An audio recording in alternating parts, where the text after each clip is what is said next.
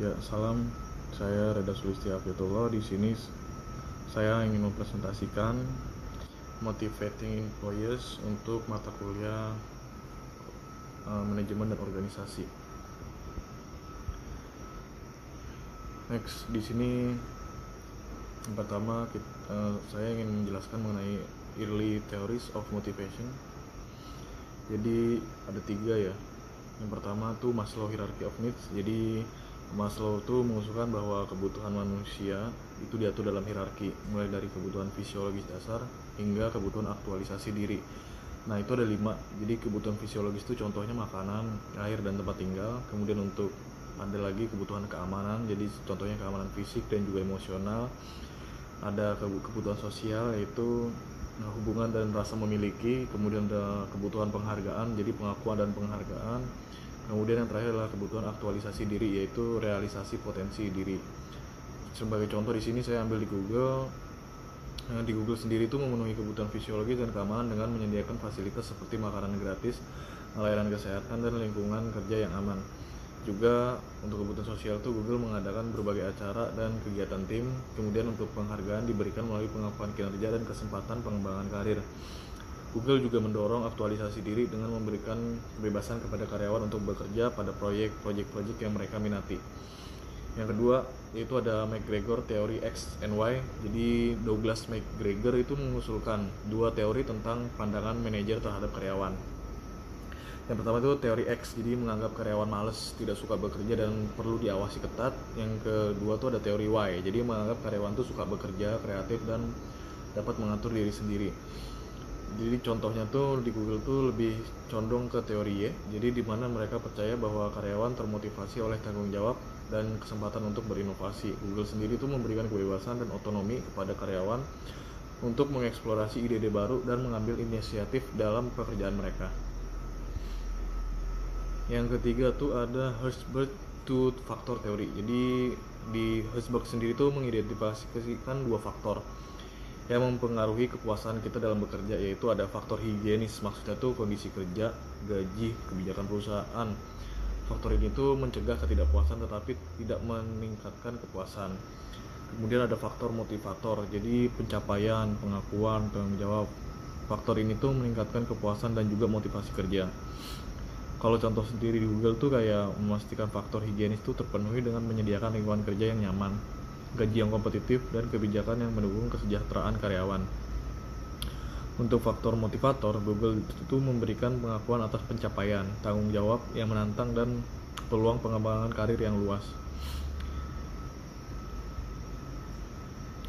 Kemudian slide selanjutnya itu ada contemporary theories of motivation. Jadi yang pertama ada goal setting theory.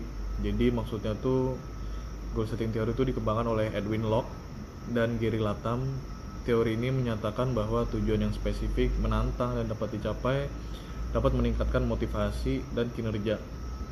Seperti contohnya tuh penerapan di Google tuh kayak menggunakan kerangka kerja Objective and Key Result atau OKRS untuk menetapkan tujuan. Jadi OKRS sendiri tuh membantu memastikan bahwa semua karyawan tuh fokus pada isu-isu penting yang sama di seluruh organisasi. Tujuannya itu adalah apa yang ingin dicapai, sedangkan key resultnya itu adalah bagaimana cara mencapainya dan mengukur kemajuan. OKRS sendiri di Google tuh bersifat transparan dan diakses oleh semua karyawan, yang membantu meningkatkan keterlibatan dan akuntabilitas. Yang kedua tuh ada designing motivation job. Jadi di sini tuh maksudnya job design atau perancangan pekerjaan tuh melibatkan pengaturan tugas dan juga tanggung jawab pekerjaan untuk meningkatkan motivasi dan kepuasan kerja. Teori itu mencakup 5 karakteristik inti. Jadi ada variasi keterampilan, identitas tugas, signifikansi tugas, otonomi, dan juga feedback dari kerjaan.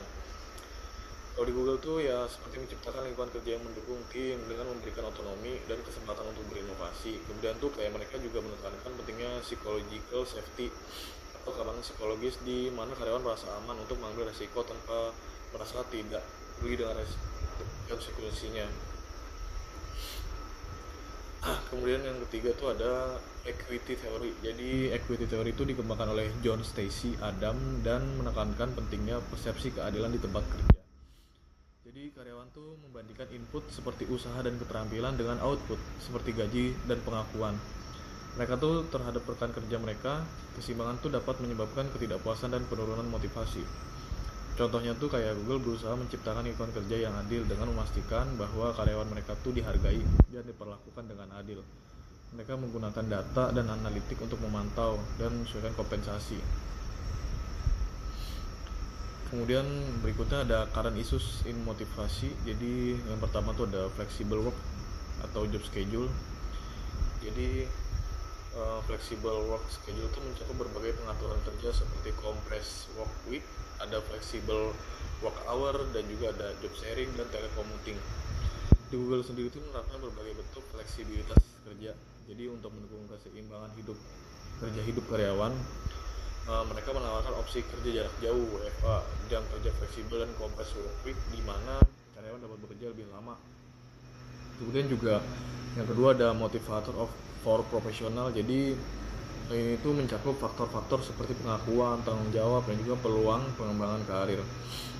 Di Google sendiri itu motivasi profesional dengan memberikan otonomi, kesempatan untuk berinovasi, dan lingkungan kerja yang mendukung. Mereka memiliki program pengembangan karir.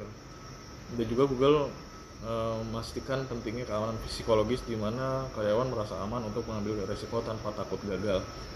Yang ketiga ada motivating contingent worker. Jadi maksudnya itu pekerja sementara atau kontrak yang tidak memiliki status karyawan tetap. Di Google tuh memastikan bahwa pekerja seperti itu tuh merasa dihargai dan terlibat dengan memberikan akses mereka ke pelatihan, training, dan juga pengembangan, serta memastikan mereka menjadi bagian dari tim-tim Google itu sendiri. Yang keempat ada motivating low skilled dan minimum wage employees. Jadi maksudnya tuh di sini tuh seringkali membutuhkan motivasi tambahan untuk meningkatkan kinerja dan kepuasan dalam bekerja. Di Google sendiri tuh menciptakan lingkungan kerja yang adil dan mendukung bagi semua karyawan, termasuk mereka yang berupah minim. Mereka menawarkan berbagai manfaat seperti gaji yang kompetitif dan juga jadwal kerja yang fleksibel dan juga yang lain-lain. Yang kelima ada designing appropriate or reward program. Jadi maksudnya tuh mencakup berbagai bentuk penghargaan seperti open book management, stock option program, employee recognition program, dan pay for performance. Jadi di Google sendiri tuh menggunakan sistem penghargaan yang inovatif dan transparan. Mereka tuh menerapkan objective and key result, jadi untuk menetapkan tujuan dan mengukur kinerjanya. Google sendiri juga memiliki program penghargaan seperti peer bonus, di mana karyawan dapat memberikan bonus kepada rekan kerja yang berkontribusi signifikan.